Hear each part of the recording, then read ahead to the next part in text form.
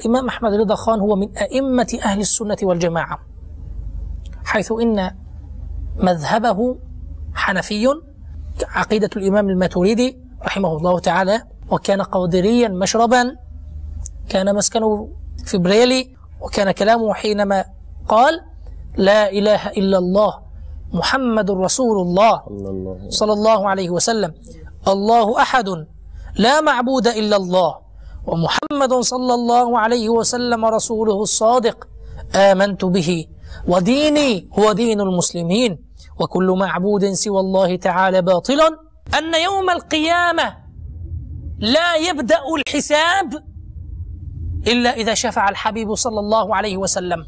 ونقل الإمام الشافعي وأيضا الإمام الذهبي رحمه الله تعالى أن البدعة على 5 أنواع: بدعة مستحبة، بدعة مسنونة، بدعة واجبة أحيانا تكون، وبدعة مكروهة، وبدعة محرمة.